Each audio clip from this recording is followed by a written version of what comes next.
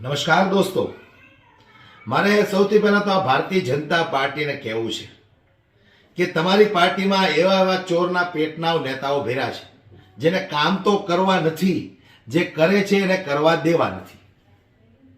આટલી બધી તમારી હલકી માનસિકતા છે કે બીજા પક્ષને તમે હરાવવા માટે જનતાને કેવી રીતે હેરાન કરો છો. ત્યારે અરવિંદ કેજરીવાલે જે ખુલાસાઓ કર્યા છે દોસ્તો, હું તમને સંભળાવું, તમારા પગ નીચેથી જમીન ખસકી જવાની છે. થોડા સમય પહેલા અરવિંદ કેજરીવાલ ઉપર ઈડી સીડીની રેડો પડાવી ખોટા કેસો કરીને અરવિંદ કેજરીવાલને જેલના હવાલે મોકલ્યા. કોણે? ભારતીય જનતા પાર્ટીએ. આ એમના ઈશારા પર બધા કામ થયા છે.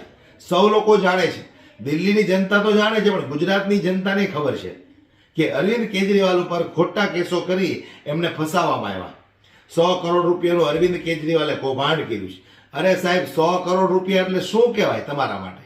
તમારા ભારતીય જનતા પાર્ટીના નેતાઓ તો 6,000 કરોડના કૌભાંડો કરે છે, તો એમના ઉપર તો ક્યારે ઈડી સીડીની રેડો ન પડી. હું દરેક જનતાને કહેવા માંગુ છું કે આ વસ્તુની તમારે નોંધ લેવાની જરૂર છે કે 100 કરોડનું અરવિંદ કેજરીવાલે કૌભાંડ કર્યું, એવા ખોટા કેસો દાખલ કરી અરવિંદ કેજરીવાલને જેલના હવાલે મોકલ્યા. અહીંયા 500 કરોડના, 1000 કરોડના, 5,000 કરોડના કૌભાંડ થઈ જાય છે. મારા બેટાનો વાળે વાંકો નથી થતો. શું કામ?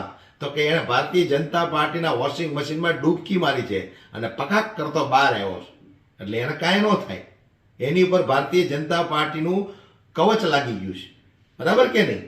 અમારે વાત કરવી છે અરવિંદ કેજરીવાલને જ્યારે જેલમાં મોકલવામાં આવ્યા, તો જેટલો સમય અરવિંદ કેજરીવાલ જેલમાં રહ્યા ત્યારે આ ભારતીય જનતા પાર્ટીના ચોર નેતાઓએ દિલ્હીમાં શું કર્યું ખબર છે કોઈને? નહીં ખબર હોય તો અમારી આ યુટ્યુબ ચેનલને સબસ્ક્રાઈબ પણ સાથે સાથે કરી લેજો. જે હું ખુલાસો કરવાનો છું, વિડીયો છેલ્લે સુધી જોવો એટલે તમને પણ ખબર પડે. અરવિંદ કેજરીવાલનું કહેવું છે કે જેટલો સમય અરવિંદ કેજરીવાલ જેલમાં રહ્યા ત્યારે ભારતીય જનતા પાર્ટીએ લોકોના ઘરે પાણીના બિલ મોકલ્યા, અને એ પણ કેટલા મોકલ્યા. આવો આપણે અરવિંદ કેજરીવાલના મોઢે જ સાંભળીએ. हर महीने 20-20 हजार लीटर हर परिवार को मुफ्त दिए जाते हैं. लगभग 12 लाख से ज्यादा परिवारों के बिल दिल्ली में पानी के जीरो आते हैं. लेकिन जब मैं जेल गया, इन लोगों ने पीछे से पता नहीं क्या किया, कुछ तो गड़बड़ की कि लोगों के लाखों लाखों रुपए के, हजारों रुपए के हर महीने पानी के बिल आने लगे. लोग अपने पानी के बिलों को लेकर त्रस्त हैं. हमारे दिल्ली के लोग किसी भी बात से दुखी हो, परेशान हो, ये हम बर्दाश्त नहीं कर सकते. तो मैंने और भी कई मंचों से ऐलान किया है, लेकिन आज सार्वजनिक रूप से और औपचारिक रूप से मैं ऐलान करना चाहता हूं कि जिन लोगों को लगता है कि उनके बिल गलत आए हैं और उनके हजारों लाखों के बिल हैं वो गलत हैं, उन लोगों को अपने पानी के बिल भरने की ज़रूरत नहीं है. वो इंतज़ार करें. आम आदमी पार्टी की सरकार बनेगी, चुनाव के बाद हम उनके गलत बिल माफ़ करा देंगे. ये मेरा सब लोगों को वादा है, ये मेरी सब लोगों को गारंटी है.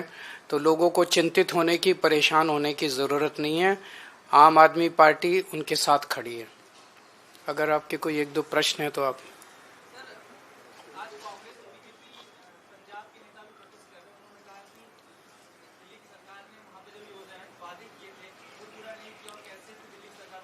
तो कांग्रेस को करने दीजिए प्रोटेस्ट, चिंता ना करो आप.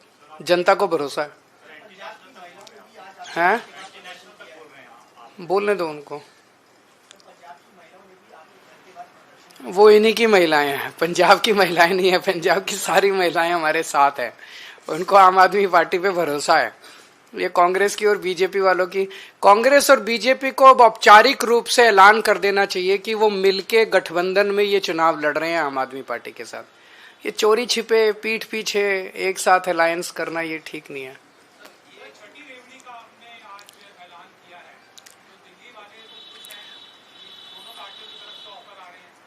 क्या देखते हैं बीजेपी क्या कहती है. अभी तक तो बीजेपी के पास ना कोई सीएम चेहरा है, ना कोई नैरेटिव है, और ना कोई दिल्ली को लेके विजन है कि वो क्या करेंगे. 10 साल में उन्होंने कोई काम नहीं किया और इसी वजह से बीजेपी केवल और केवल आम आदमी पार्टी को गालियां देके ये चुनाव जीतना चाहती है। हम लोगों को बता रहे हैं कि 10 साल में हमने ये काम किए, आने वाले 5 साल में ये काम करेंगे, हमें हमारे कामों के बल पे वोट दो। और बीजेपी कह रही है हमने इतनी गालियां दी 10 साल में, आने वाले 5 साल में और अच्छी अच्छी गालियां देंगे केजरीवाल को, हमें गालियों के नाम पे वोट दो। अब जनता को तय करना है कि गालियों के नाम पे वोट देंगे कि काम के नाम पे वोट देंगे। जो है अभी वही चालू रहेगा।